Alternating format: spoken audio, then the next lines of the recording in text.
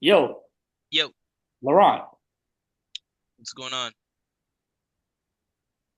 So Look at that. for Insurance. the viewers and listeners, I sent a very contentious post to Mr. Oh, Bro, why? I already want to walk off. So a oh man, what was his name again? A player from Nottingham Forest, a Christopher Wood, is 13 goals shy of breaking the legend goal scorer Didier Drogba. So Chris Wood, 13 goals away from equaling Didier Drogba's all-time Premier League goals record. Is it that Chris Wood is incredibly underrated, or is Didier Drogba greatly overrated? Wow. Wow. You guys hear this? These are the questions that are being posed in 2025, man. Wow. CJ's not seen this. I mean, like, what do you want us Chelsea fans to say to that? I just want your take on it. Is Chris Wood underrated or is Didier overrated? What has Chris Wood done for Nottingham Forest or for any club? He's brought them up to the Prem. He's helped them get into European spots. That's cute, getting into European spots, right? I mean, right? Last I know, right? Uh, Hey, I'm Kairat, just sharing the posts, bro. Why are you huh? hating on me sharing posts? Yeah, no, the post has zero relevance to anything, bro. Like it shouldn't even be a post, is what I'm saying. So what about the post that CJ shared about Benjamin Tesco? I mean, listen, I think that is more yeah, that is more of a respectable post and something worth talking about in my opinion. Wait, yo, CJ, what was your boy's friend again? The United fan that was talking all that smack last year? Mm. A man like Julian. Mm, Julian Davis, to be exact, so we don't get mm. it Yo, confused. Laurent, you're That's gonna send this crazy. clip to him, bro. You ever speak ill of Arsenal, bro? Grimsby Town? Yeah, I'm looking at the camera. Grimsby Town, and your new striker was the 11th kicker, bro. You're letting Harry Maguire and all these fucking mandems shoot before your new striker that's supposed to be this god. He's trying to do a bicycle kick and he kicks the ball like it's a field goal. It's the wrong football, mate. Grimsby Town, bro. Don't ever speak ill about the Arsenal. Don't ever speak ill about the Arsenal. Ah, You know, chess. fuck. Go to fucking Tesco and see if he's still packing your food and groceries. How you doing, CJ? I'm blessed, bro. I'm super blessed. I was about to start playing some Mob Deep for y'all, just to get ready for Sunday's game, bro. But I'm coming with that energy tonight, man. If you don't know about the Mob Deep, bro, have you heard of the track Shook Ones? You might be too young for that, fam. What? We're the Who are same you talking age. to? Yeah, who are you talking to? We're all the Sorry, same sorry, age. sorry. I was talking to Murdad, but like Oh, either one of you can answer. We're literally all the same age. Like, I know I'm trying to make you look a little young still, but yeah. yeah, When I bro. shave the beard, I look a little babyish. Um, Yo, Laurent, you know that track? Shook One by Mob Deep? I definitely feel like I must have heard of it. Yeah, I know. Fam, Huh? so continue. Now I was gonna say I know his other track, "Out of Control" with 50 Okay. Cent. Yeah, Yeah, so I'm yeah, pretty yeah. sure I've heard of that one. It's a big track, I think. Shook It's Ones. a massive track, bro. That's what I'm Yeah, saying. Murda doesn't know about those ones, fam. It was one of those and tracks that you like. So basically, there's a video I shared recently on my story when we first signed Yakarez, and it was like a track that speaks to like Yakarez, complete opposite of Benjamin Tesco, like where he probably be listening to some like I don't know, Dora the Explorer, something soft, like oh, like running through the flowers, and oh, let me hold mommy's hand. It's okay, cross the street. We'll look both ways. Yakarez is the kind of guy that will cross the street and the cars are stopping for him. He's not looking left or right. You know what I mean? Yakarez, the guy broke up with his girl to come to England. The guy took a penalty off of a 15-year-old kid. Max Dallman. The man feels no ways, bro. He's the kind of guy that'll rob a 14-year-old on the school playground. You know what I mean? He'll go in there now and he'll rob a youth, man. No one is safe from Yeah, Gyökeres, man. The gunman, the big bro. man. Yeah. But anyways, I gotta say, I love that you're wearing the black jersey because that's the jersey that I regret I never bought. That's probably one of the best jerseys oh we've man, had in a long time since the '02 original '02 one and the JVC. this That's up jersey there is for me. clean, bro. Let me tell you, this is probably our best produced kit.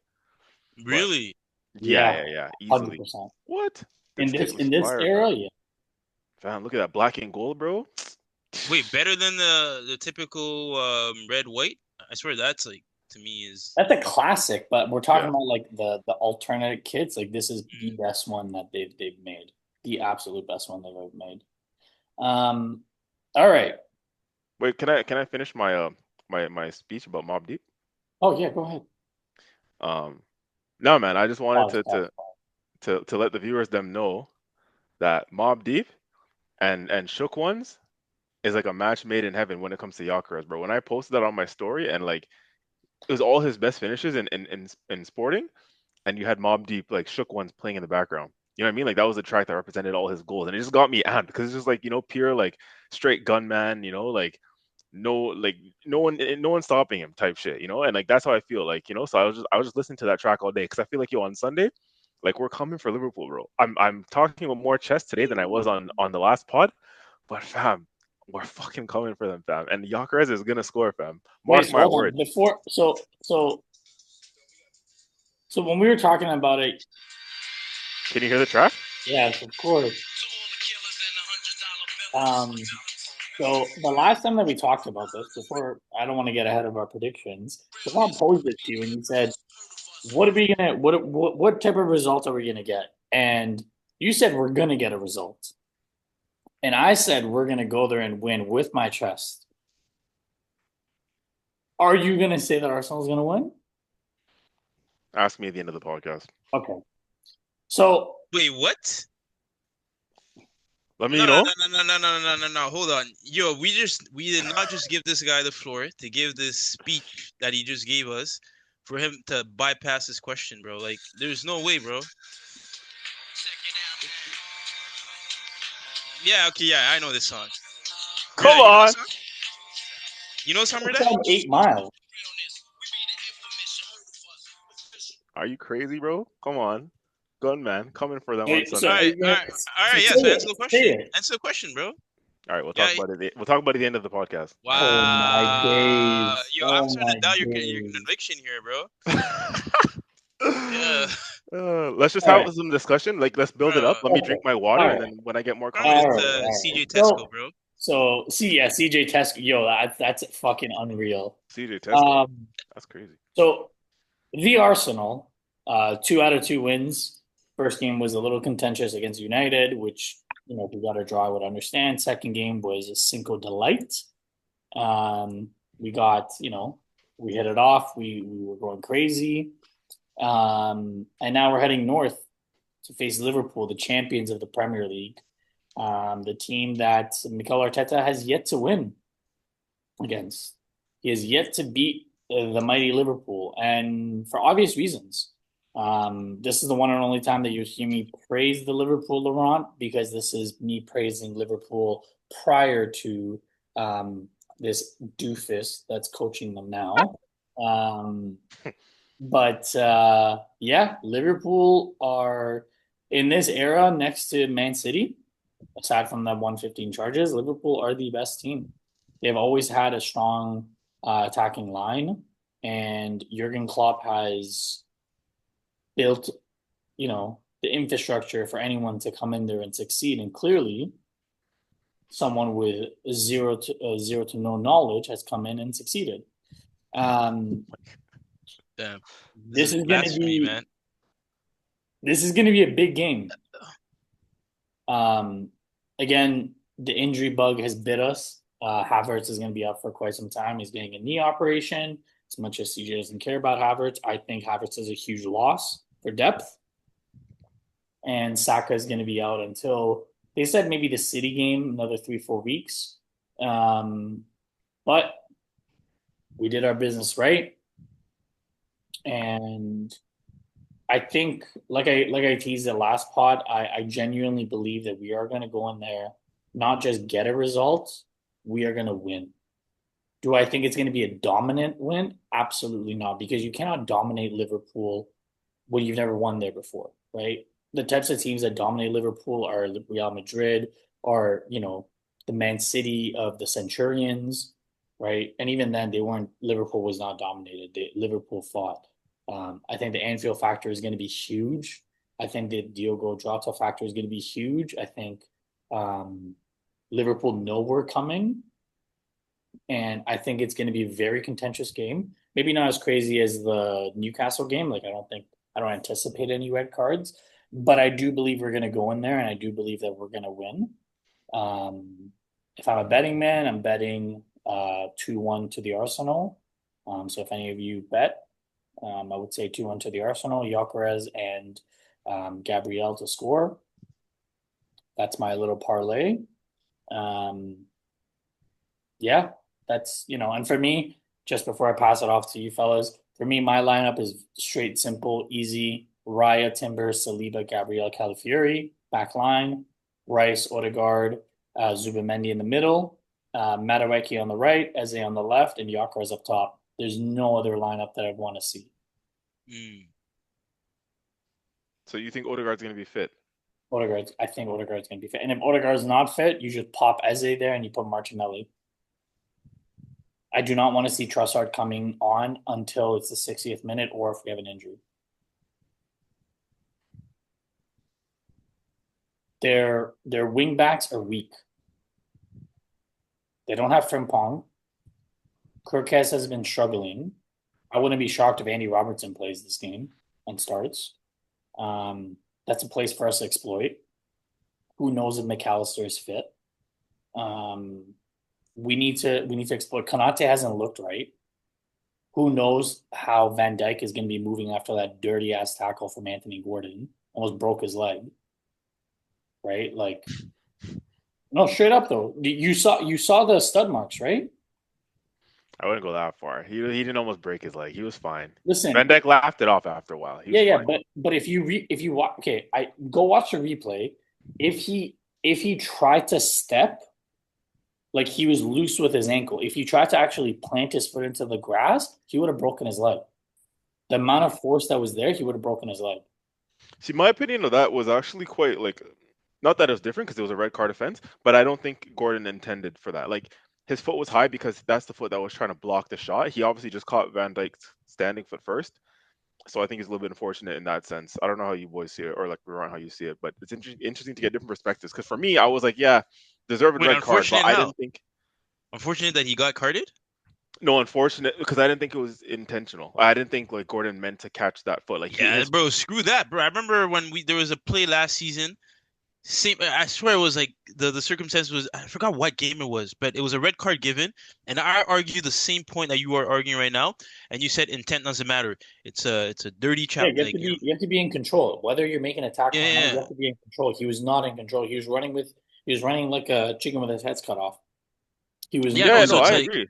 I agree with that. That's what I'm saying. I think it is a red card. I just don't think that the intent was there maliciously from Gordon's perspective. As what you might think it is. Like I don't think he's not going out to injure the guy. His foot was high and it caught Van Dijk's standing foot, but that foot was meant to block the ball. So let me give you an example, Laurent. Last year when Arsenal went to St. James, was it last year or 2 years ago when Arsenal went to St. James's Park? Bruno Guimaraes literally ran past Jorginho and threw an elbow in his face. And I remember CJ and I were talking about that is direct intent. Yeah, that's intent. Letter of the law, that is intent to injure someone. I think what CJ is trying to say is that his intent was to block the ball. He got out of control and he hit the wrong person. But like, I don't think his intent was to actually cause harm. Right, but despite that, right, depending on the nature of the challenge, intent or not, correct. Red card. Yeah, still a red card. Yeah, that's what we're all agreeing on. CJ is not saying that it wasn't red. 100% it was a red card. There's no. Oh, okay. Yeah, I don't think that's not. CJ, correct me if I'm wrong. That's what I said. Yeah, it's not. It's definitely still a red card. What's your take on the lineup? I said. Do you think that's going to be the lineup? Yeah, I have a couple things I think that we are good for open discussion and dialogue that I want to talk to you about with regards to your lineup. So Calafiori at left back, are you concerned about that at all against Mo Salah? Because we talked about even before the United game how when you have, the wingers in the Premier League, some of them are unforgiving, right?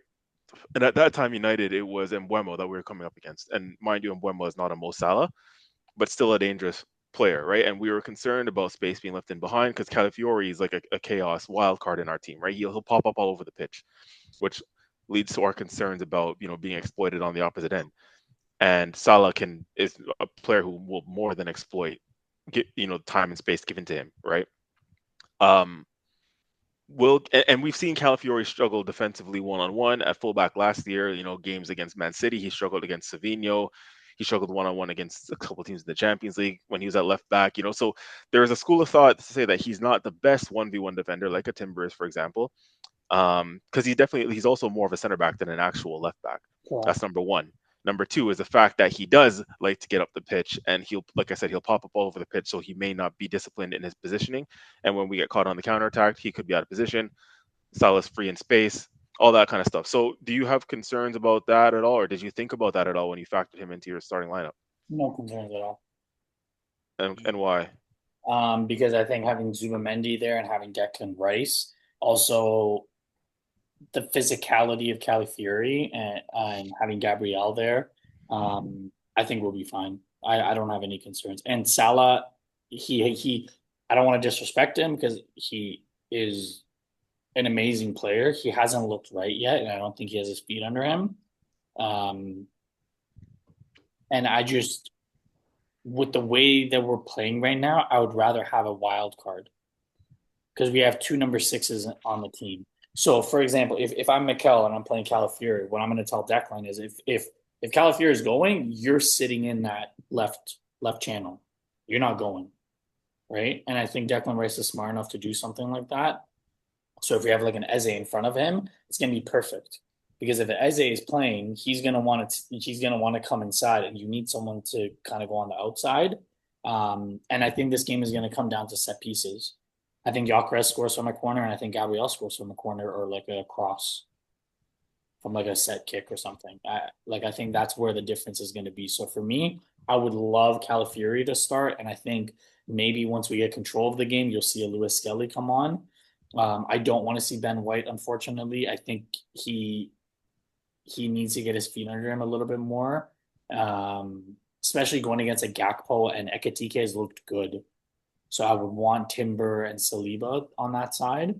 Um, that's just my thoughts. Maybe I'm wrong. Maybe I'm just a little just too overconfident about Calafiori's capabilities. But that's what I thought about it.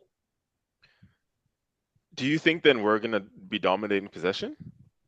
Yes. Really? Yes. I think the first 20 minutes we're going to get absolutely destroyed. I think we're going to have to, just sit in and be defensively sound. But then I think we're going to work into the game, and I think we're going to get into it. And I do believe that we'll strike first. Mm. Laurent, what do you think before I chime in? I feel like I think the game will be more balanced possession wise. In my opinion, I think he's right in the sense where it could start off with one team on the front foot.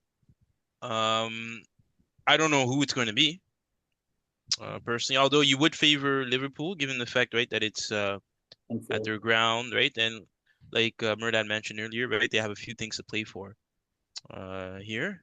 But overall, I think the game is just going to balance itself out. And I don't know, you guys, like the whole back and forth. You guys think we're going to see that, like almost like basketball game back and forth, like how I was with no? Because I feel like Arteta is Personally, just no. I don't know. yeah. CJ, do you think it's going to be a basketball game? Uh, at points in the game, I think it could open up, Really?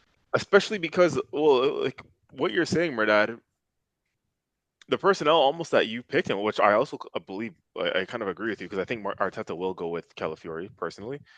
That type of personnel almost sets up for a basketball type match, right? If we play with like a Lewis Skelly, who's more, inverted midfielder, get possession of the ball, keep it, right, knock it and play, then yeah, I can see us trying to play a more controlled game. But when Calafiore is in your lineup, it's almost kind of the opposite of that, right? So if those times that we choose to, commit men forward, including Calafiore, and we drive forward, those spaces in behind, we can say what we want to say. We saw it against United, right? Inevitably, the risk that we take with having a Calafiore on that left side is when we get forward or when he gets forward, there's going to be space in behind. And with that kind of personnel on the pitch, I can see it being a little bit back and forth. They're going to 100% look to exploit Salah. If we have possession of the ball and we're dominating possession and Calafiore is high up the pitch and whoever else is high up the pitch, as soon as Liverpool win the ball, what are they going to look to do? They're going to look to get the ball early. They do this anyways, regardless, right? They get the ball forward, and that's what they do better than us naturally, right? They get the ball to their forwards quicker than we Mhm. do.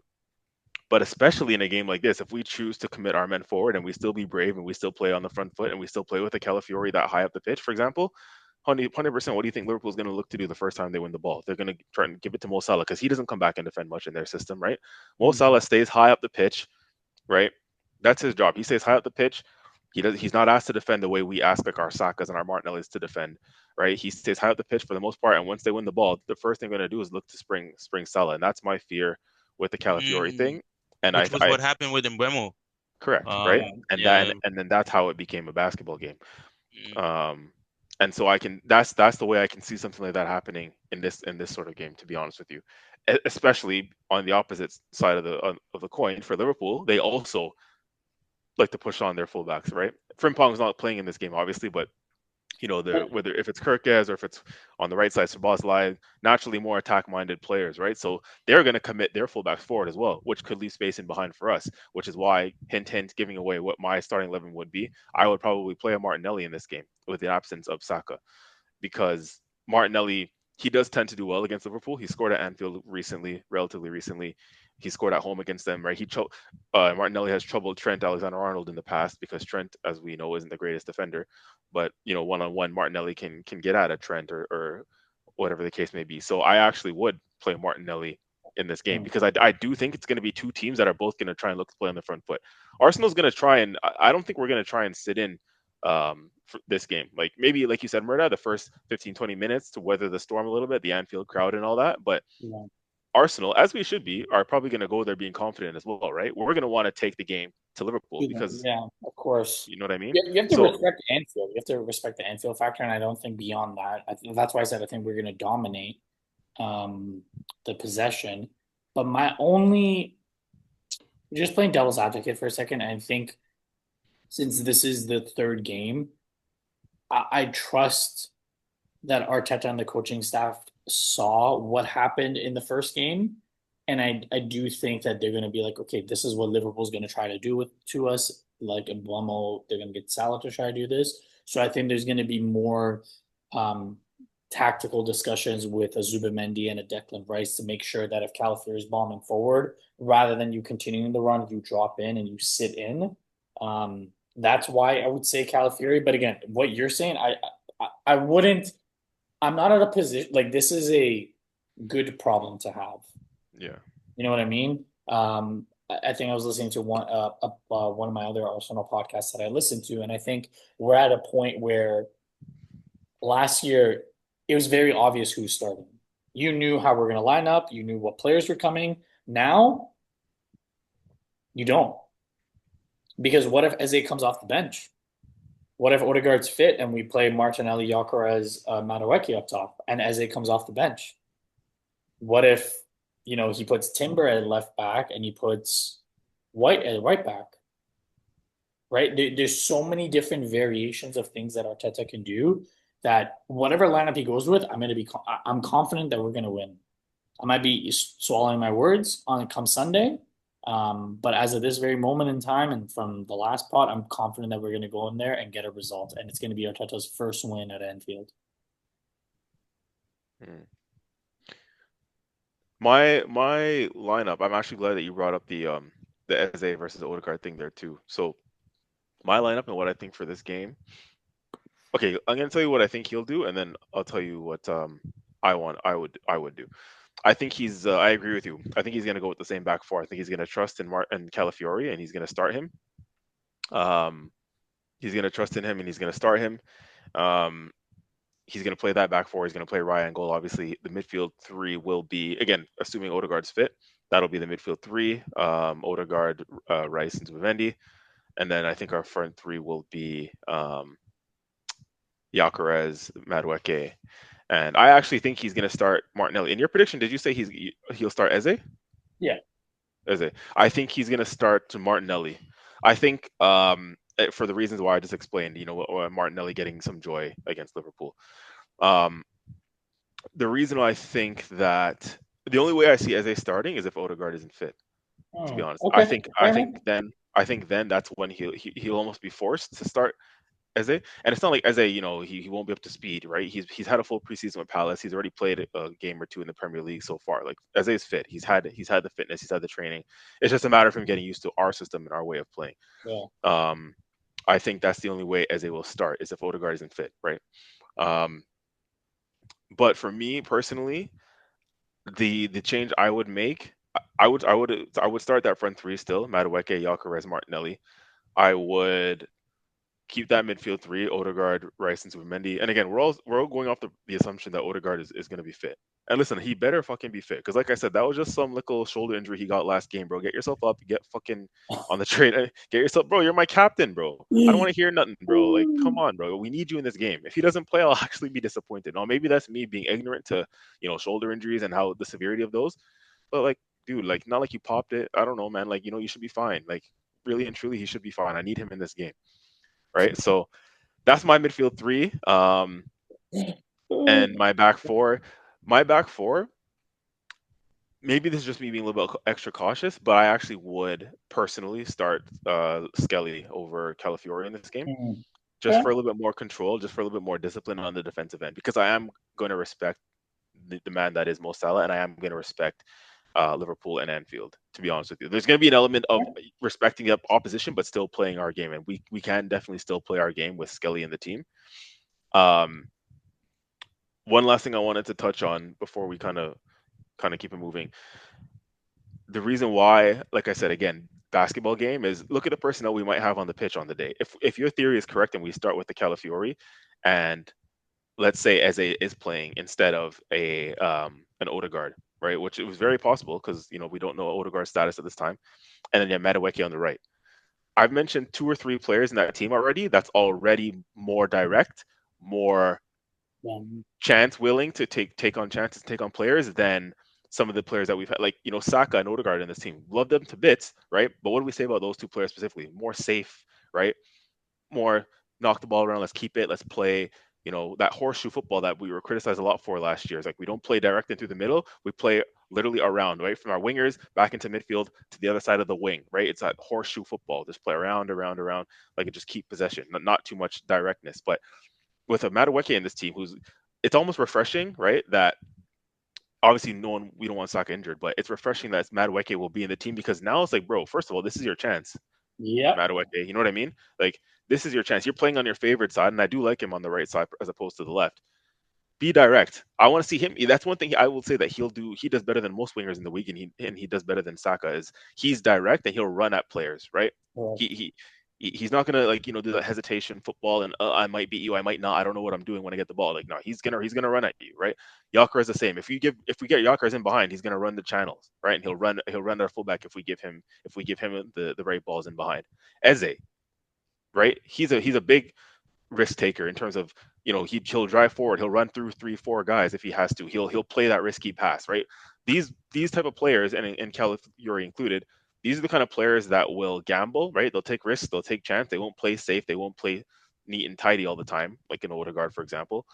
They'll take their chances and they'll get high up the pitch. They'll take the risks, right? They're not scared to commit. They're not scared to take on a defender or two, right? And that comes with the risk that we could lose the ball, and then when we get caught on transition, and vice versa, right? So that's why I do think that it could be a lot more of an open game than what we may expect, and that might not be good for my heart rate, but it'll be good from a neutral perspective, right? For someone to enjoy that kind of game. Last question I want to ask you guys, touching on this game. Well, I'll ask you, Murad, actually, because I know what Laurent would say. Um, if you got offered a draw before this game, are you taking it? No. If Hmm. we're gonna try to win the league this year, a draw is not good enough. We need to go there and make a statement. I'm tired of this draw. Oh, we'll take this, we'll take that. No, no, no. If you're gonna try to win the league, this is the statement game. Mm. You hear that, CJ, bro? That's a shook one, bro. Like That's he answers the question directly. He doesn't hesitate. He doesn't give you the L. I'll tell you after the podcast. Like, you know? So kudos to you, Hmm. bro. Kudos to well, you. am I wrong? Like, if you want to win the league, I don't want to. I don't want to just say, "Oh, I'll take a draw." Like, if you're telling me, like the last game when Liverpool beat Newcastle, if you had asked Liverpool at the 80th minute when they were getting dominated by Newcastle, would you take a draw at that point? Yeah, they would probably say, "Yeah, I'll take a draw." Right? Like our favorite word from last podcast, context matters, and the context of this season is go fucking do it. You already got over the hurdle of beating Man City. This is the game. This is the Arteta has never won at Anfield for obvious reasons. That is one of the hardest stadiums to go to, and they've been very difficult to beat. And kudos to Arteta, we haven't lost that many there as the teams progress. We've drawn a lot of games and we've been able to hold our own. But if you're trying to win the league, yes, I know last year we lost the league because of losing to like teams that we shouldn't have the low blocks. But this is the statement game. This is the game that when we go on that first international break, we're gonna be like, we're chase us. I want to be hunted the entire season. I don't want to be fucking, looking up. I want everyone to be looking at our rear end. So no, for me, I'm not taking a fucking draw. You go in there and you show them what's up. No, I agree. No, that's the right answer. I was thinking honestly that when I was thinking, remember I said last episode how once upon a time Arsenal used to go into these games, just saying, "Oh, let's just not get beat by 3-4, like damage limitation." Yep. And then we progress, and eventually it's like, oh, a draw is a good result at Anfield, which it still is, mind you. A draw would still be a good result, but we're at the mindset now, like the ambition I feel like that we have in, again, phase 6, phase 7, whatever phase we're in, all the money spent. It's like we need to be going to these grounds now. And if you're, yeah, like you said, if you're chasing a title, you have to go there and win, right? So none of that, like the common question of, oh, would you take a draw now if it was handed to you? Well, no, I wouldn't. You want to play the game, and if we lose, we lose. But at least we've played the game and we gave it our all, and we're like, I'm not going to not play the game if I'm given a draw. I don't want to take that, right? That's we're at a different stage. It's like we have to go there and we have to hope and expect that we can win, right? Yeah. Mm. I agree. Sorry, before we move on, I gotta ask CJ again. So are you Mhm. guys getting the 3 points this Sunday or not? Bro, we're not doing predictions now. Oh Oh my my God. days. You see, Are we not? You guys are skipping segments, fam. yeah. Anyways, Yeah. we went from being a laughing stock, finishing seventh, eighth, being Banter FC, to now being in the Champions League year in and year out. And the Champions League draw was today. And Arsenal's fixtures, this is not in any direct order because the schedule, I believe, comes out next week, if I'm not mistaken, right? The weekend. Yeah. So we are home to Bayern. We face Inter Milan at the San Siro. We're home to Atletico Madrid. We head to Belgium to face Club Brugge. We host Olympiacos. That's Marinakis' other team, the Forest owner. Then we head to Prague to face Slavia Prague. Home to Kairat. I've never heard that team before. I'm gonna have to do a little bit of research on them. And then we face Athletic Bilbao in Spain. So I don't want to get overly excited. You know what I'm saying? Because there's still a couple tough games in there, like Bayern, San Siro is always a beast. We lost there last year, which was a controversial call. A draw would have Yep. been fair. Atletico Madrid is going to get under our skin. Club Brugge, they play tough, and we're not playing at home. Their stadium is tough. Slavia Prague, their physical team, and Athletic Bilbao. I understand that they're like we should like these like Bilbao, Slavia Prague, Club Brugge. We should beat them, but it's still going to be difficult, right? Um, what are your thoughts as an outsider, Laurent? What are your thoughts on our draw? Well, I think it seems like a decent road to the knockout stages, Hmm. in my opinion. Right, albeit, I mean, yeah, like you mentioned, Bayern, which is always a pain in the ass for the Arsenal. Yep. Um, Facts. We saw get our booties smacked like 7-8-0. mm, yeah, yeah, but yeah, no, but honestly, yeah, if I'm being completely honest, I think it's good to have, especially in those early stages, you want to face good opposition, in my opinion, right? Yeah. Because from one, it can even show you where the team is lacking, right? Where the rooms for improvements are, as opposed to if right, it's just easy teams, and then you get to the knockout, and then that's when you start facing the hard teams, and those games, right, actually do matter in that sense. Um, and you may not be prepared, right? So overall, no, looking at the fixtures here, I think it's a comfortable route to the knockout stages for me. CJ? Yeah, I think same kind of honestly same kind of thing when we were talking about Liverpool. It's like I was more relaxed about this draw before it came out. Whereas once upon a time, you're thinking when draws are being made for group stage or knockout round, you're thinking, please don't draw this team or please don't draw that team. Now where we're at, I was relaxed. I was like, yo, bring on whoever, like Hmm. before this draw came out, I'm like, yo, if we get a Barca, if we get a Real Madrid, like so be it, because again, I just feel like we're at the stage based on the squad that we have, based on the squad that we've built, based on the squad depth, money spent. We played two of the best teams in Europe last season. We played PSG, who ended up winning the whole thing, and I think we, an under strength squad, mind you, I still think we matched them pretty well. Um, and then Real Madrid, who's the best club in this competition historically, right, with all the big names and the Galacticos and that, and look how we dealt with them. So it doesn't get much better than that type of opposition, right?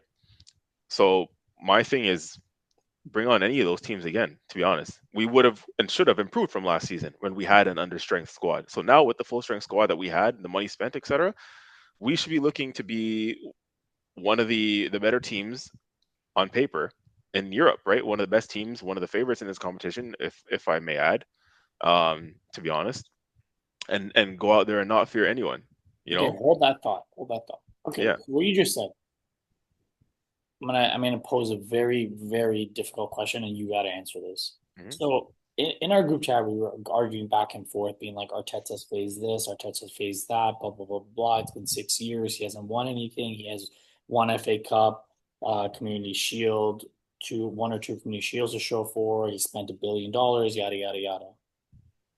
Arsene Wenger, yes, he won, um, Invincibles and stuff like that. But I don't ever recall, aside from that one season, I don't ever recall us being favorites in the Champions League or being like the top three year in and year out. And over the last 2 years, and this is going to be the third year, we've been up there as the top three teams entering the Champions League. Like, do you, and this is difficult because I know, Laurent's going to be like, okay, well, where's the tangible asset? Where's the trophies and stuff like that?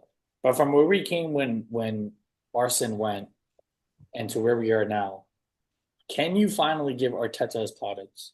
Can you finally say, okay, you've built a team and I can see the vision that you created. Yes, I understand the tangible stuff are not there, but we also have to be realistic. There's a bunch of other teams that are fighting for the same thing that we are, and we went from being the laughing stock as one of the big six teams being in a relegation battle to start a season to working our way up, finishing eighth and losing to Spurs, losing to Sporting, doing all these things to now being year in and year out. Our expectation is Premier League or bust, Champions League final or bust, do a domestic double or bust. Can you finally give Arteta his plaudits? Yeah, of course, man. Like he's done well to build the squad that he has, and not that many people or managers will be given this much time. So it's almost like you'd hope so by now, 5, 6 years later, from the time he got the job, that yeah, the squad should look like this. So when you make those points in the group chat about, 5, 6 years ago when if I were to ask you, like, and tell you that we'd be title contenders and that we'd be challenging in Champions League and that we'd be one of the favorites, that was unheard of 5, 6 years ago. And you were right when you said that. But if you're a manager who's been given this much time at a big club and this much time, this much money, then yeah, I would have said I expect by now that we need to be contending, You're right. right? And I think the culture of the clubs are different. Like when we always pick on Laurent about Chelsea and the culture that they have, their culture has always been you either win something this year or you're gone. Thomas Tuchel got sacked after he just won the Champions League final. Right? That's that's the culture that Chelsea Di has. Matteo, the Right? same when he went the first time they won it. Right? Same United. Their culture until Sir Alex Ferguson left, their culture was one coach and you build from the ground up. You build everything from the academy up, right? Arsenal's culture is similar. We want to have one coach, we want to have stability, and we want to build from the ground up. And you see the types of players coming through because of Per Mertesacker and his relationship with Arteta, right? These are the things that in the background that I try to, you call me an Arteta lover, but I'm trying to look at the big picture of saying, okay, why is the club doing certain things the way that they are? Because at the end of the day, yes, it is a business, but also at this very moment in time, we cannot argue that the Cronkies have actually put out. They have actually put the money where their mouth is. Yeah. Right? Yeah, So maybe it's a culture difference, and I think this is where the shift. And I'm not saying you because I think I can reason with you. I'm talking to those Arsenal fans that are like, "Oh, Arteta lost one game, like Arteta out." I'm talking to everyone who, when he lost that first game against Brentford years back, and we were in the last space of the league, and you were saying Arteta's got to go, yada yada yada. This is what he was building up to, right? The culture of our club is that we want to keep it a close knit family. I do agree 1000%. He has to win, and I said it when we were previewing. He either needs a domestic double or win one of the big ones. Or unfortunately, I genuinely do think it's time for to go. I don't think he will if he doesn't. I think if he wins one trophy, I think he'll be safe, right? If he doesn't win any, then I think the pressure is going to be extremely on. But like that's what I was trying to get at. Say like you have to give respect when it's due. And I think we joke about the different phases, but he's done it. We're back in love with our club, right? We didn't have this love and this connection to the club. And I understand those are not like Laurent's always going to say, yeah, but what does that mean on a paper? What can you say? Like we won because of this. I'll say that too. You know me, I'm very critical and harsh. So I just as much as I'm in love with the club and all the players at the moment, right? Once upon a time we hated all the players, right? Bellerin and David Luiz and Socrates and Kolasinac. We hated all those guys. Now I can confidently say I love almost every one of the players in this squad. And And I love the club and there's a connection. But I can very much fall out of love again soon if this of doesn't turn course, into no, the yeah, tangible results, right? yeah, no, you're absolutely right. And I think the reason why, for example, like when I look at the reason why we started this podcast is because we fell in love with the team again to the point where we're like, you know what I'm trying to say? You know what I'm trying to get at? Like, Hmm. he did that. There's I a think connection again, yeah. like Arsene built the Emirates and Arteta turned the lights on. But now the disco ball is going, but unless he brings something else in, that light's gonna stop. And to your point, we're gonna start falling back out of love with them. We're gonna start asking those tough questions. So I know I'm going on a little bit of tangent, but I just wanted to say because like I think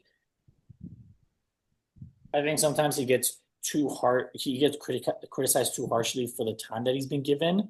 But you heard it from other coaches. Like sometimes when the club is that damaged, it does need that time to be built up to where the standards are. Like United, they keep trying to throw money at the problem where you're not like you can only put so much makeup on a pimple until it looks weird, and that's what they're doing at United.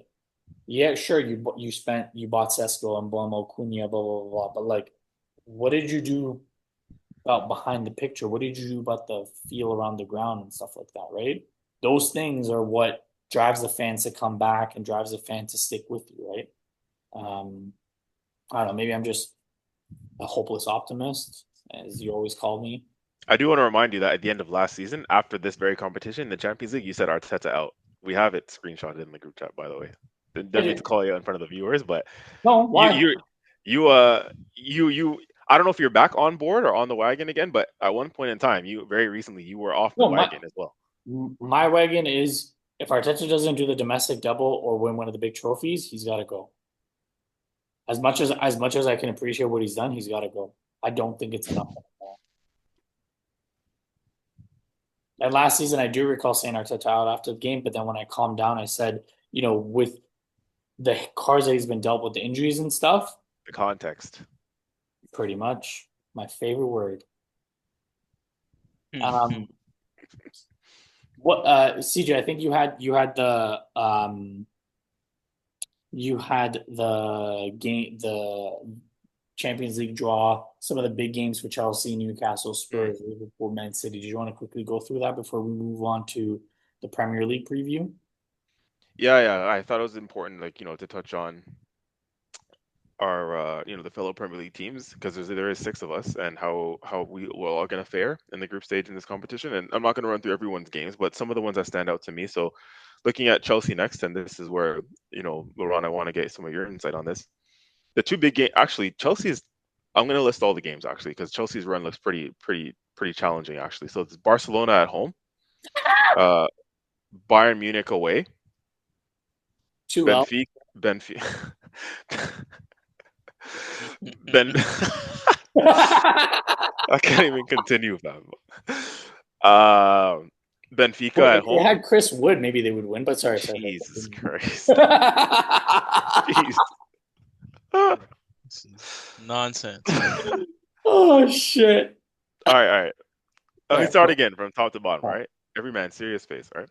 Barcelona at home, loss, Bayern Munich away, loss, Benfica at home, draw, Atlanta away, draw, Ajax at home, win, Napoli away, draw, Tafos at home, never heard of them, win, and Karabag away. draw. Chelsea's got some tough fixtures. That's a draw, Karabag. That's crazy. Laurent, let me know if you feel any differently. But the two games, actually, there's quite a few that could stand out. Napoli. I don't know how they're all the way. I think Napoli was pot three, pot four for them to be that low. Maybe pot three. They're the Italian champions of last year. Um, you got Ajax at home. Ajax is a good side. Atlanta, sorry, recent Europa League winners. Benfica, another good side. And then Bayern Munich and Barcelona. I mean, those last two names are the teams that stand out to me, right? Bayern and Barca, and Chelsea's got a great history with both of those sides in this competition. So, talk to me. Which games stand out to you, and those two specifically? How are you feeling about Chelsea and their chances? Are Chelsea going to sign Chris Wood in the interim? I just want to double check. Wow. The bigger question is Chelsea, are they going to, not Centurions, but are they going to, go undefeated in this run here? Hey, Talk to us, Centurions. bro. Talk to us. How you feeling? Here comes. I'm Well, feeling confident, man. It's just our style. We do this. This is what we do. I will say before Laurent comes in, I am actually happy. I am happy to see Chelsea back in the big time, and Chelsea has of course, is a, who isn't, man? Who in the Premier League isn't happy to see Chelsea yeah, back up there? Come on, man. Like what? Yeah. no man, it Up is the Chelsea. blues, baby. Up the blues. Chelsea's a team with some European pedigree, man. Let's be real, and and honestly, for the sake of our podcast this season, it's nice that we're both eating at the same table. You know what I mean? Like it wasn't as fun when In a you guys were while. eating. You guys were eating at McDonald's and we were eating, at Harriet's restaurant. 5-star. You guys were eating at McDonald's at 3 a.m. trying to order a junior chicken. But now we're eating at Harriet's together, fam. So welcome. DDA is not rolling in his grave anymore. He's like, okay, this is respectful. Yeah, man. Chris Wood is coming from me. This is crazy, bro. This guy, you guys in the jokes, man. Honestly, you know what? Bro, like, was it Arteta that said this? I'm gonna let the football do the talking on the pitch. You know what I mean? There's not much more I can say, man. Like these names, Barca, Bayern, bro. I'm pretty sure we've slapped all these teams in the past. Jeez. That's what we're Uh, waiting to hear. right? Chest. You know what I mean? Like, bro, we beat Bayern to secure, right? To secure a title. Last I checked. So to us, it's what we do. It's what we do. I think these are respectfully, right? These are challenging opponents, right? You come into every game looking to respect your adversary. Uh, but at the end of the day, I do have full confidence in the squad, in the depth of the squad, and in the manager's ability to set us up for each game individually as it demands tactically, Depth of the contextually. squad, bro. You guys fucking have like 17 million mans, and you're signing Alejandro Garnacho, the fucking waste suit of all waste suits. Like, bro, Bro, you know depth what? in squad. Now that he's part of the team, right? Big up to him. Big up to him. He represents the badge now, right? So I look forward to seeing what he can do. He's a tricky, he has the ability on the wing. He has the ability on the wing. I think what's going to be required of him, right, now that he's officially a man in blue, is that discipline, that mentality, right? No more of these Manchester United antics, right? That he's been trying that he's been doing over there. I think Sancho, right? If he seen what happened to Sancho, he came over, got his act somewhat together, right? And that's what we're looking for in our Can players, I right? ask you a serious question? Hmm. Like, there's rumors that Spurs are going after Javi Simons, um, and there's a couple other better, like, a couple other players like a Rafa Leao that you guys have definitely the budget for to do. And to be honest with you, someone even like a Mateus Cunha, of course, he's a United right now, but why Garnacho? And I'm not just saying it because he went to Chelsea. Like, I'm genuinely asking you because for the money that you paid, like even Anthony Elanga, you saw how he played against Liverpool. He fucking balled. Mm. What do you think Maresca sees in Garnacho that he didn't see in Madueke, he doesn't see in all the other players that are available right now? Like, genuine question. I genuinely want to understand because I don't see it personally. I do not see it. I think on one end, he's young. He's a young player, a young talent.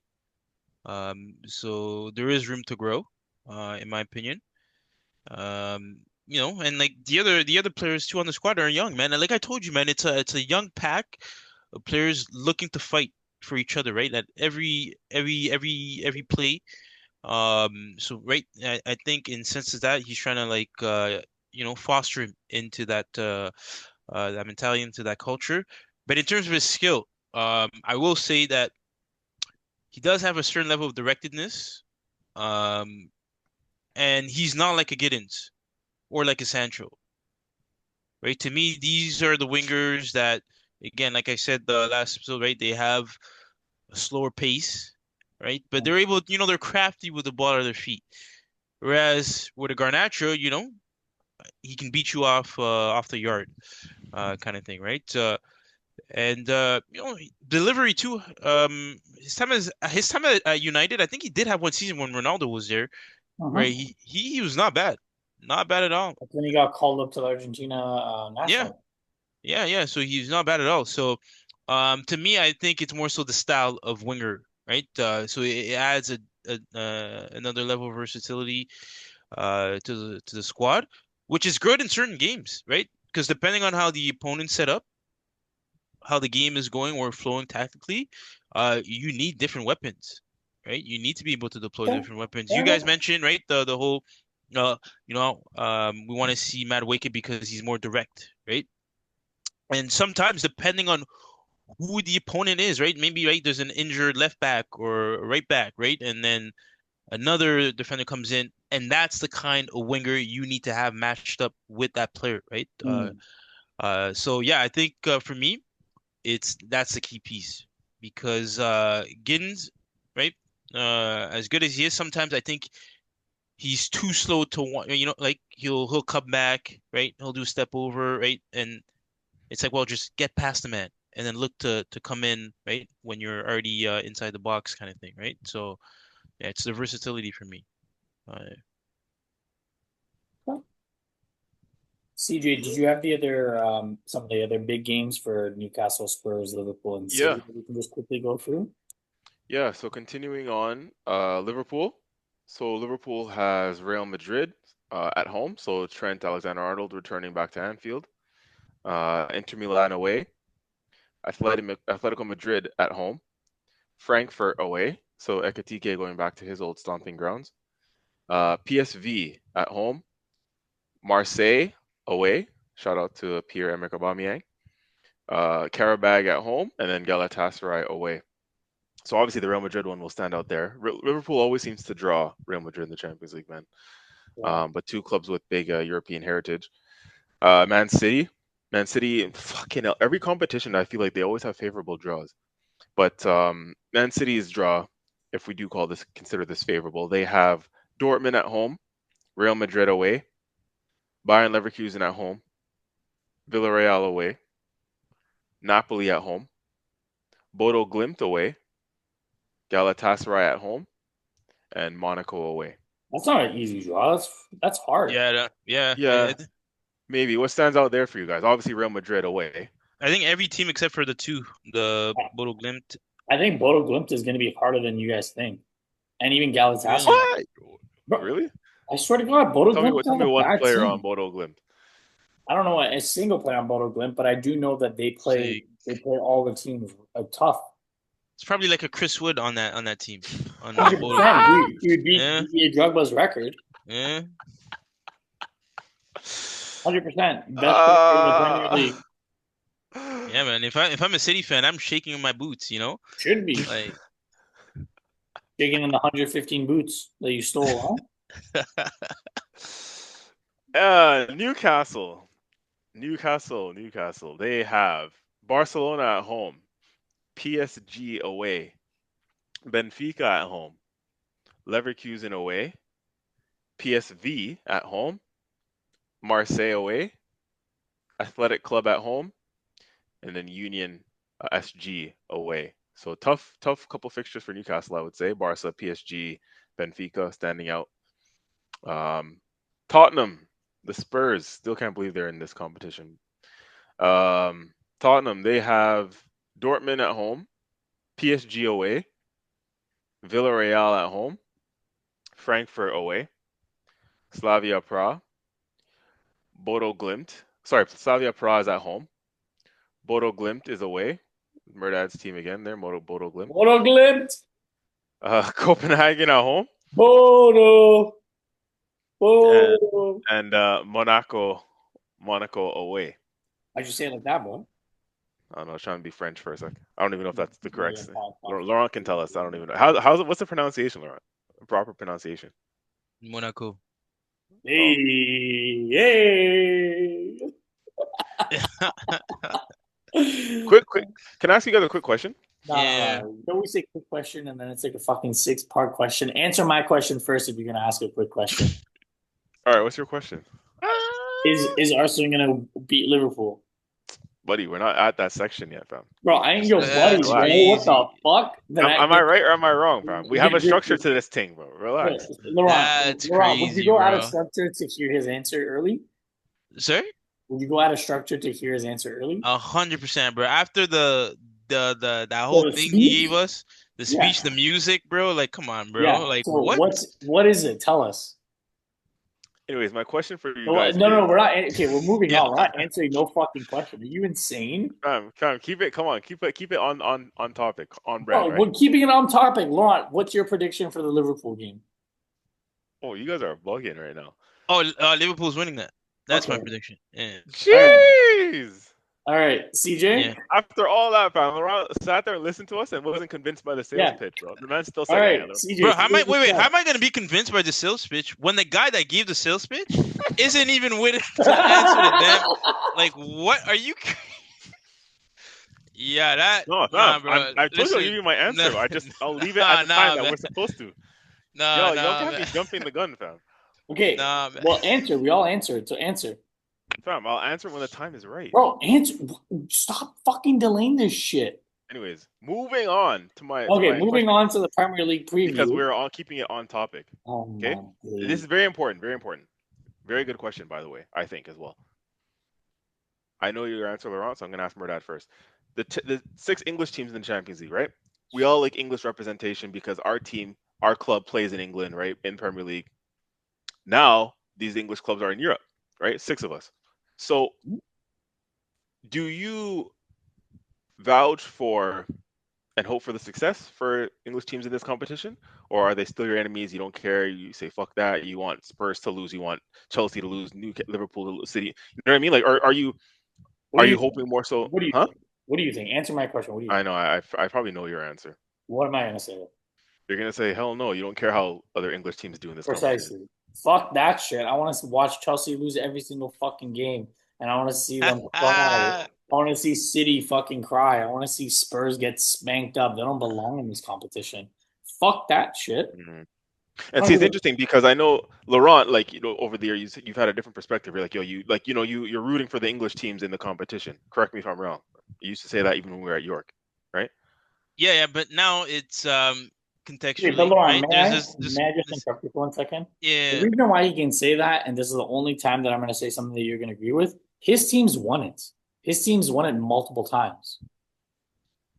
It's not any dirt off his shoulder if an Arsenal win, if a Liverpool win, if Newcastle wins. His team's done it. We Okay, haven't done it yet. That's a good So point. that fuck is a that good shit. point. Fuck that shit. Until we win it, no. You think I'm gonna risk Spurs being on the other side of a semifinal, potentially getting to a final before us again, and then potentially being able to win it? Fuck that, bro. Are you insane? I want to watch all those teams out. Sorry, I, Lauren, I didn't mean to take your fight, but like I'm being real. I'm being real. Like if No, I'm no, Liverpool, that's a very valid point. I didn't look at like it like that. I don't really care where Arsenal goes because Liverpool's won as many as they want. Same thing with Chelsea, right? City's done it. They don't care, right? So that's where I'm coming from. Sorry, I didn't mean to take your. no.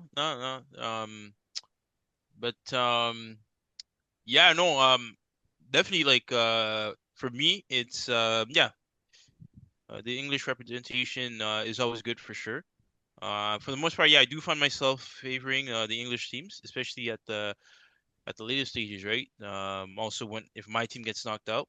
Hmm. Um, and especially in cases where it's like, yo, a team is facing up against like a Barca, and then back in the days at York, when you have beef with mans like Naby with their Barnes, so it's like fuck every team but Bayern, right? And now it's starting to seem like it might be like fuck every team but or it's like sorry, like every team but Arsenal, given the kind of heat See, that that's Murdad's fault, bro. I'm telling you, Murdad has made you hate Arsenal, bro. yeah, man. Just So because of all the shit he talks to you. we shall see where my feelings lie in the next 2 months. Chris Wood. All right, man. Listen, Yeah. keep it up, man. Keep it up. Murdad, you definitely touched the nerve with that one. Keep You, it up. Keep it Laurent, up. Like, talk about this his idol, bro. You can't be doing those ones, man. Yo, keep it I up, was man. literally, yo, can I just say something? I was literally sitting there. I pressed share on the post and I literally contemplated for a good 5 minutes. Deleting it. I'm like, do I send it? Do I not send it? And then Damn. I just like flipped the coin. And I'm like, fuck it. I'm just gonna send it. I can't believe you did that. This guy woke up that whatever morning that was and chose violence. He said, nah, Bro, this yeah, is the topic of the week. bro, when I seen that, bro, like I think I made the face Westbrook made when the reporter um was asking him a question in the Oh changing yeah. room. Oh Remember? the He's like, The stick "What?" face, right? Yeah, yeah. like this guy for real, bro? Like, nah, man. Yeah. All Yeah. right. Well, okay. Moving on to the Prem. Um, Chelsea open up the weekend hosting Fulham. Let's Uh, go. will the Centurions keep rolling, or will their London rival ruin their chances of being Centurion? Laurent, I what's bel it? I firmly believe we're gonna keep rolling. We're gonna keep Yeah. rolling. Yeah. 2-0 is my prediction for that, Hey, by the way. nil. See that, bro? Right? I give it to you Easy. I straight. know. Listen, you Direct. and I are on the same page. I don't gotta wait for no prediction segment, whatever else that, we breaking all structures. Yeah, bro. Yeah. I mean, you are playing Fulham at home, right? So it's easier to predict than fucking Oh, trying to here play comes the Liverpool. excuses. Like what? Um, relegation battling Wolves. They welcome new look Everton. Jack Grealish, man of the match performance, and I expect a similar performance again. And I think Everton, I think Everton win. I think Wolves are going to be in big, big trouble. Um, I don't know if you guys see it any differently, but I think Wolves are in big trouble this year. Mm. Spurs, Nando's FC. Um, they're looking good, man. I have to say, but they welcome Bournemouth, and I think that's going to be pretty good competition. I don't know what happened last week with City. Um, the expectation should be that they win, but I would not be shocked if it's a draw or if they lose because Bournemouth look good, man. Bournemouth look dangerous, I and I agree with would that not want to assessment. be facing them like this. Like they look good. I agree with that assessment actually. Yeah, that's definitely Spurs, right? They could win convincingly against a Man City and then drop points at home to a mid-table team the next week. So Yeah. it's true. Sunderland back home. I'm actually I really hope that they put another tifo because that tifo from week one was fucking insane. This guy loves this tifo, bro. Man hasn't stopped talking about it from Bro, it 30 was minutes. because look at the tifo that we put out for a Champions League semifinal versus a tifo that they put out for returning to the Premier League, bro. Come on, man. Our squad is worth their entire club, not just the like not the roster, the entire club. Anyways, they welcome Brentford. Um, I I honestly think Sunderland's going to win, and I think they're going to get their second win of the year. I think that's going to be a tough stadium to go to. Remember Luton Town when we went out Hmm. here and we Yeah, last second. I think that's going to be what Sunderland's going to be like. I think the way that they're going to play, I think they're going to get up for the games, and I think the fans are going to have a huge part in it. Um, oh baby, oh baby. All right, let me get ready.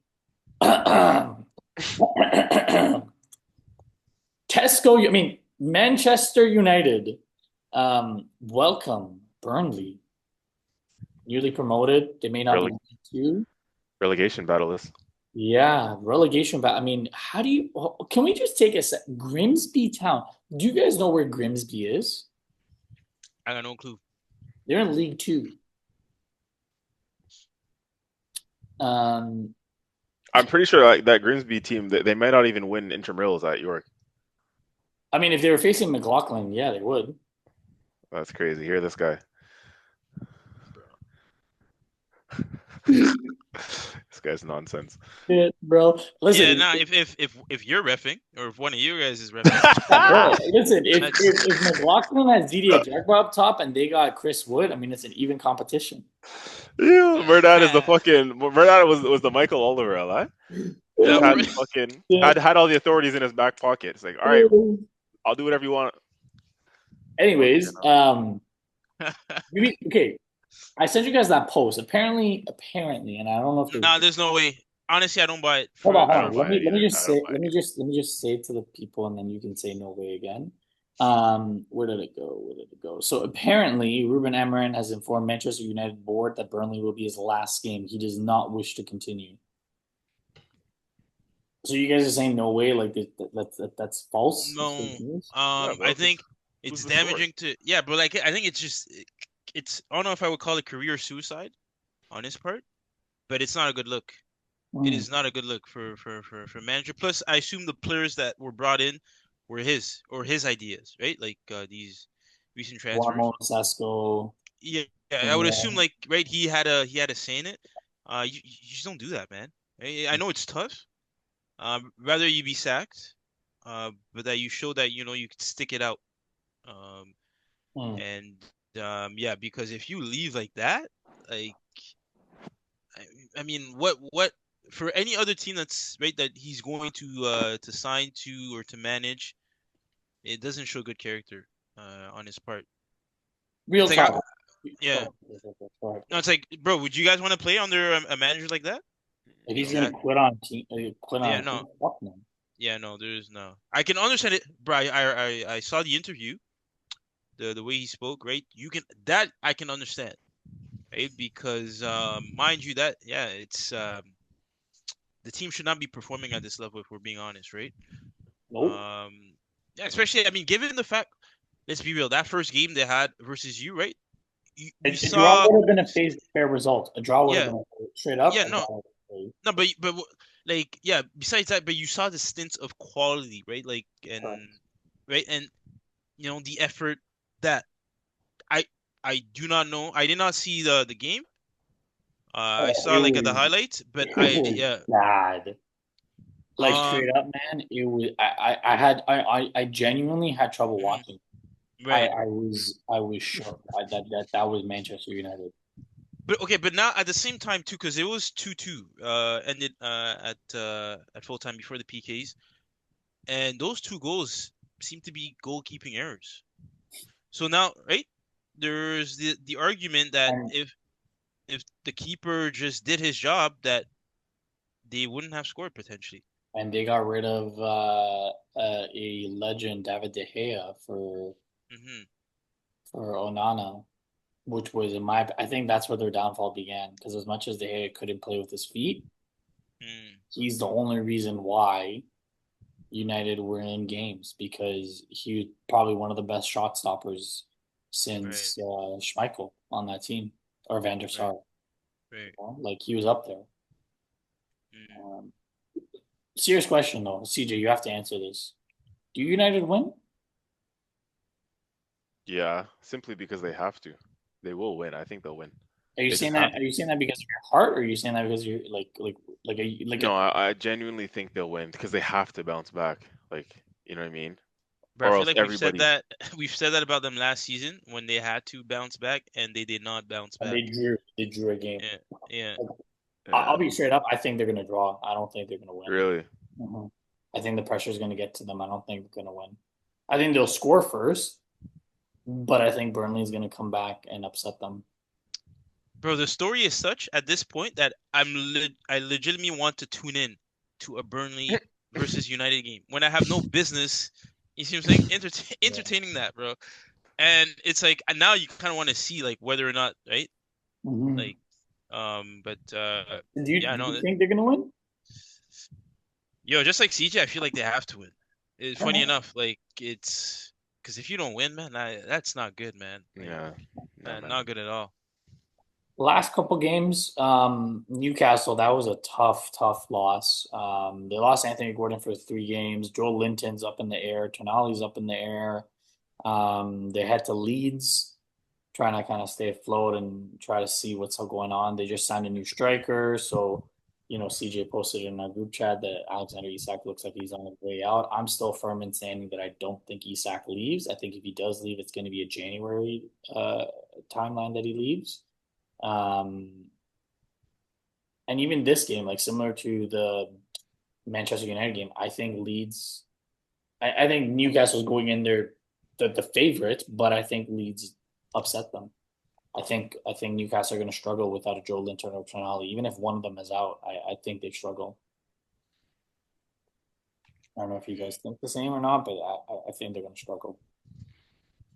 Um, West Ham, man, I had them being relegated, and they're heading to the City Ground at Forest. And if I'm a betting man, which I know I am, I would be taking Graham Potter as the first manager to be sacked.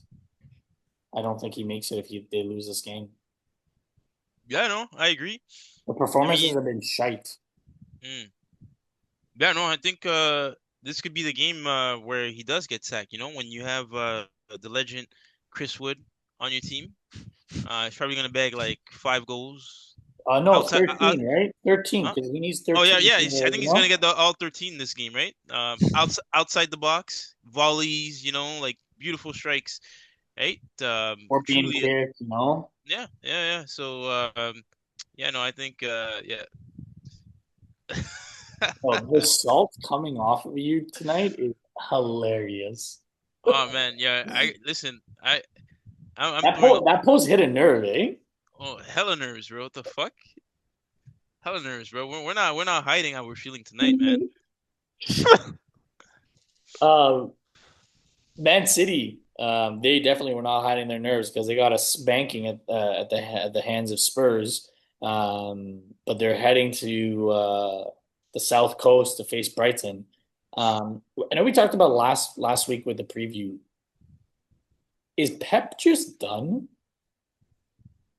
Like, do you guys think he has anything left in the tank, or is he at like a Jurgen Klopp like point where he's just like, okay, this is my last year? Honestly, yo, I feel like what's happening too is he's lost like key players, and some of the players that were vital to his recent success under Man City, right, have uh grown out of the team, right? Um, and shit, some of them are not even on the team, like have Mm. departed a long time. So, bro, this could be, I feel like almost like a micro rebuild stage for him, right? Where maybe just a bit of time, and then eventually he gets his mojo back. Um, Okay. yeah. So I would not rule him out. So you think they'll win this game away at Brighton? Yeah, I think they come out with the result, in my opinion. Yeah. CJ? Away at Brighton. I could see. I think I can see that one being Yeah. a draw. Yeah. And then to round it out, Villa hosts Palace. Tough start to the year for Palace. The two tough draws after winning the Community Shield. No more Eze. Gehi, it looks like they may be able to hang on to him, but who knows? Um, and Unai Emery needs to figure something out because they're not playing well. I think this is going to be a tough game. Um, and this is probably one game in the weekend that I really don't know how to call. Like I think a draw would be a fair result, but both teams need a win. So, um, and Laurent, the moment we've been waiting for. Drum roll, please. Mm, All right. all So right. the man who's been dragging this on for the last hour and 20 minutes. Yeah, I swear to you. Wait, disclaimer: if I don't hear the answer that we're expected to hear, I'm gonna walk off, and I'm saying goodnight to all the You good. viewers. Liverpool So, Arsenal. What say you?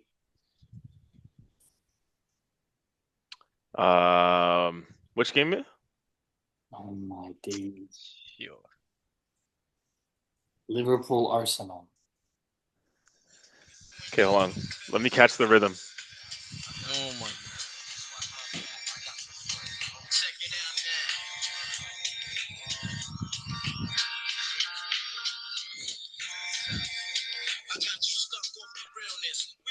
Yo, yo, yo, please don't rap. Please don't rap. yo, yo. All right, I'm saying it. I'm saying it. Ready? Are you crazy? Yo, I'm saying it, fam. Ready? Arsenal 2, Liverpool 2. Draw. Oh my god. Yeah, all right, I'm out. I'm out. Yo, it was nice recording with you guys, but damn, bro, how anticlimactic was that? Like, what the Anyway, fuck? we're gonna fucking move on from that. Wait, wait, wait, wait, wait. Are you actually being serious? Yeah, draw. There's no way you're being serious, bro. No, Yeah, yeah. there's My no prediction fucking is a way. draw. I'm serious. Bro, what the fuck was all of that, bro? Like, yo, behind closed doors, bro. Like, seriously, what was that? I'm just Bro, being you honest with y'all. forget your art, bro. At this point, you gotta lie to the fucking viewers. You gotta lie to the audience, bro. Fam, you Like, guys know there's, I like to keep it real with the people, bro. I oh like to be my honest. I like to gosh, be honest. bro. What? Yeah, it's a draw. 2-2. Anyways, Damn. that was sorry for all the listeners that you had to, or Yeah, viewers that you had to, wait for all that bullshit from CJ. Bro, do you guys want me to lie? We'll make sure that we just ignore him next time and we just don't even entertain this bullshit because that was an hour and 20 minutes wasted on nonsense. Yo, are you guys here? Are you people hearing this right now? I'm getting like shade thrown at me for my prediction. What is going on? I just made a prediction. What's bro. wrong? It's not your prediction. It's how you went about it, bro. Why? Why? Tell me why. Bro, me why. Tell me what. Ain't oh, nothing but what a transition. You know, I could play that track too if you guys want. jeez. All right, no, no, no. No. Okay, pause. Please. Pause. Yeah, that's probably Let's- the other tracks fucking Odegaard listens to before he listens. That's just, like, bro, that no wonder you get your elbow, your shoulders injured, you got a pillow foot, shit, like. No, but tell me why. Like, I can't predict that though. Like, what's wrong with that prediction? Bro, you can't play that kind of music. You can't come off with that kind of energy and then give that as your prediction, bro. it doesn't add up. I'm not It trying to get doesn't. clipped up, fam. I just want to talk with That's a with fear, some sense. Bro, I have to talk bro. with sense. And my heart will say Arsenal, like Murdad, right? But my head, I'm being real, bro. I'm analyzing it from a football perspective. I'm being a realist. Yo, It's So just not gonna be a draw. my heart and head are saying that Arsenal are gonna win. wait, so you don't think that Arsenal can go out there and get the job done? See? These are two different things you're asking me now. That's why I'm pressing you. Do I think? Yes, I think they can. But what will happen in my assessment of the game and how I think the game will go? Yes, I think it's gonna be a draw. Can we win? 100% we can. And we have the minerals and the tools to. But I don't think it'll pan out that way. I think we will get a draw. That is my But prediction. why? Like, yeah, explain to me or explain to all of us Fam, I why. just gave you all that part of the breakdown an hour ago into the podcast. What do you mean? I just laid Wait, it all out for you. did you catch? Like, do you know why Murder? Like his reasoning for why? No, you see what I mean? I swear, like I'm Okay. missing. Basically, I just think it's going to be an even game, right? The two teams are very evenly matched. I did say it's Okay. going to be a back and forth game. The midfield Okay. is going to be key. Like, there's a couple things. Obviously, we're doing this prediction tonight without the press conferences tomorrow with both managers and the team news and whatnot, right? There's a couple of things that play into it, right? But I can't wait for the team news until I make a prediction. And you guys are going to say, oh, no, you're delaying. So I have to make my prediction tonight. But it does rest on a couple of those factors, right? Is McAllister fit? Is Odegaard fit? Right, because McAllister is key for them. If they don't have a McAllister in their side, I think we win the midfield, and therefore we could go on to win the game. See what I'm saying? So there's a few things that I don't know yet, but I'm going on it right now. Matters, to be honest with you. I think we're just gonna win. I think we're gonna go there and make the mark and say we have arrived. You want to make fun of us too. Let's Like fucking that. Like we're gonna go go. there and we're gonna get Let's stuck in and we're gonna go. fucking win. I like that, bro. I should start No, playing no, Mob no, Deep fuck again. that, fuck that. No, no. It Yo, doesn't matter who's fuck off, bro. playing. It You're not, doesn't yeah, matter any of that, bro. Like we're bro. gonna go there and we're just gonna fucking win. No, but why? It Okay, could see, be easy. that's It an could be. emotional response. No, it's not. That's your head. No, it's not. Sorry, that's your heart. No, Why is your no. head telling you that? Why is my head telling me that? Yeah. Why are we gonna win? Because the wing backs against our wingers, we dominate that. Our strongest midfield versus their strongest midfield, we win that because we have more physicality in there and we're gonna be able to beat them. Ekitike and Gyökeres, in my opinion, they cross each other out because Ekitike has been on fire and I have to respect him. Madueke and Salah right now, I don't want to disrespect Salah, but the first two games he's been underperforming. So I think that Madueke can do his business. And I think where the key factor is going to be in is Eze. Eze just came off winning a community shield against Liverpool. And I think he's going to have some insight on how they did it. And I think he's going to be the X factor. Like, we're not going in there to just, and then I haven't even spoken about the biggest thing. Our back two are more solid than a Van Dijk and a Konate. We've seen what they've done the last two games against a Bournemouth and a Newcastle. Might I add, Newcastle was down to 10 men for majority of the game. Mm-hmm. Yes, they lost. So it's not my heart. My heart is telling me we're going to go in there and win 6-0.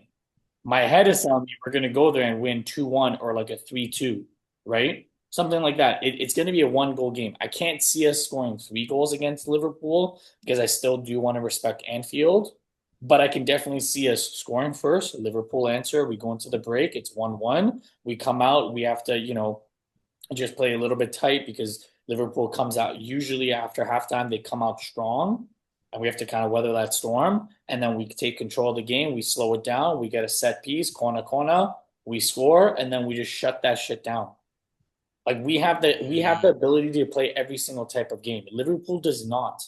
Liverpool cannot hold the lead the way that we can. That's me saying it from the tactical side, from my mind. Like we're gonna go there and literally put our foot down and say we are here. So for me, easy to win. 2-1 win. Easy. Yes, my prediction is easy. Yo, the crazy part is he forgot like a very vital point in that assessment. What? That Arnie Slot ain't shit, bro. You know what I mean? Yeah. You see what I'm saying? But see, this is what I mean about you guys' emotional responses. Like, no, yes, I respect what you're saying. So let me break it down for you. He's the reason why game 1 against Bournemouth came back. What Laurent even said it. I didn't even say Laurent said it. What substitutes did he do that they're like, what the fuck just happened? He took off his wingbacks. Game two. He got the formation wrong. Sorry, he got the lineup wrong. Szoboszlai did play well, but you could see that Kirkez was getting beat. He didn't adapt to it quickly enough. Kirkez was getting cooked. I mean, I would say in that first game he brought on Chiesa, who won the game. That's a tactical substitution. Yes, but if he had played it properly, they would have won 2-0 or 3-0. I mean, if buts and maybe they still won the game off of his tactical situation, right? Because of his tactical decision, they got into that position that he had to do something. Right, and at least he showed that he can adapt and adjust. How many times has Arteta made like for like substitutions that have done fuck all for us? Yes, but if and where and buts and some of the players that he had didn't have the context of it, right? Like that's an emotional response by you because you don't like Arteta. No, it's not. My sample size on Arteta is based on 5 years of nothing. But what are we still hanging on for? You know what I mean? Like the sample size. Here's the facts. I said Arnie slot 1, Arteta 0, fam. Goose egg. Like, you know what I mean? We've given him more than enough time. Yeah. Anyways, this is not Arteta versus slot right now. This is just me questioning and calling you guys out on factuals versus an emotional response. Because look, the part that you didn't take into consideration and that I didn't ask, you think that we can get at their fullbacks. Have you considered how you think that Salah is probably watering his mouth, rubbing his hands together, going up against Calafiori? Have you considered that part? Yeah, because we have vulnerable fullbacks. I just told you that I don't think that Salah's been on. Okay, or after 2 games. We're the same ones that say don't react and don't be emotional. Don't react. He thinks he's like that. Rice is going to be playing a cover role. I trust our midfield, right? I trust our holding 6. They don't have a proper 6. Yes, Gravenberch played unreal, but I'm taking Azura, Mendy, and Rice over Gravenberch any day of the week. I trust our system more than their system. Their system is gung ho. Our system is control. So yes, I have considered everything. And the one thing that I also have considered is that Konate does not look right, whereas Gabriel and Saliba, they're formidable. Because let me tell you what they would be saying. And again, this is me looking at it from all angles, right? This is what they'll be saying. We're at home at Anfield. We are the champions. They, in Arsenal, don't have their best player, potentially 2 of their best players in Saka and Odegaard. Correct. Just as much as you're saying we can get at their fullbacks, like I said, they'll be looking at Calafiori and say, yep, Salah, you exploit that every day of the week. You see what I'm saying? Yeah. The teams are going to balance each other out, and that's why I'm giving the prediction of the draw. I would love for us to – I'll be the first one with you, bro. Coming here on Sunday night, turning up, saying, yo, we've just gotten 3 points. Right? My heart wants 3 points, but my head does think, unfortunately, that it's going to be a 2-2, my opinion. Wait, but no Odegaard means Eze in that position, no? Yes. Yes. I mean, that to me looks like, honestly, like a very, very good scenario. Even the Madueke on the right side for Saka. I think it's better than Saka, to be honest with you. What? What did you say? For this type of game, I think it's better because I think he's more direct. Yeah, I'm sure he heard you, bro.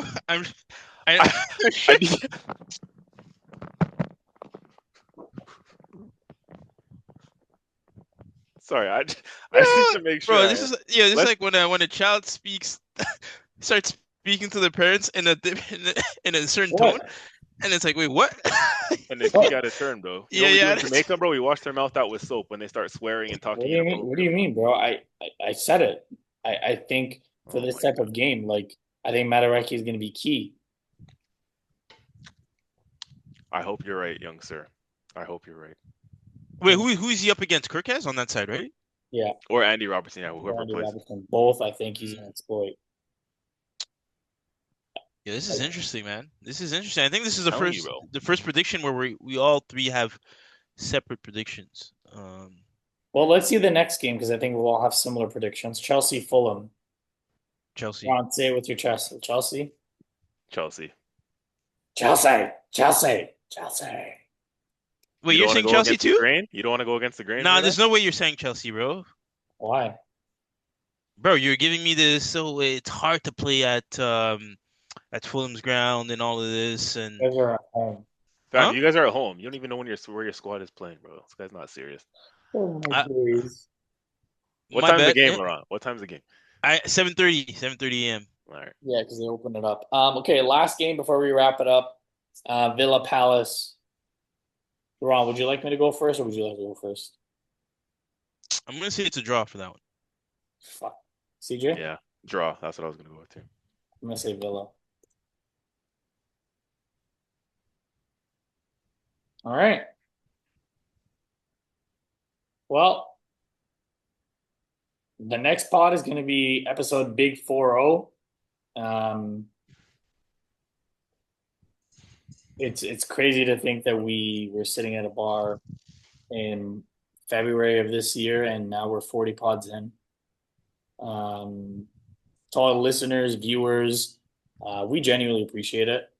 Um, this weekend, I think the boys are going to be at Gatherings Resto Bar downtown, watching the game. If my kid doesn't make it to Sunday for playoffs, I'll definitely be there. If he does, I'll be watching from the baseball diamond, trying to pay attention while they're playing their playoffs. Um, but yeah, we appreciate you, man. We take note. We see all those people who reach out to CJ, Laurent, or myself, giving us pointers or letting us know what you like, what you don't like. Like we're open to it. We're here to make it fun for you guys, and just it's not scripted. This is just us. Literally, we go at it on the group chat. Chris Wood is the greatest striker of all time, and we do it on the pod as well. Um, so I think you know getting a Chris Wood jersey is in the books for Mr. Piano. Um, but yeah, CJ, you look a little you look angry at me for what I said. No, man. I'm just listening, bro. I'm just listening.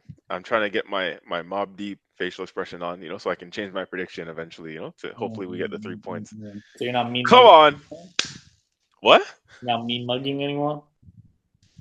No, no, no, not right now. But like I said, the more Mob Deep I listen to, I might start mean mugging, bro. On Sunday, that's all I'm gonna be doing. I'm amped, bro. I'm telling you, I'm still amped, bro. Like, let's fucking get it.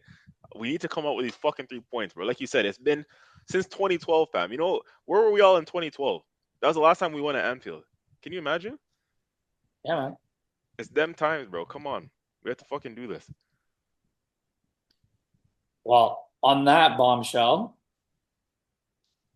we'll see you guys on the other side with 3 points from Anfield. All right. Adios. Adios. Later, peeps.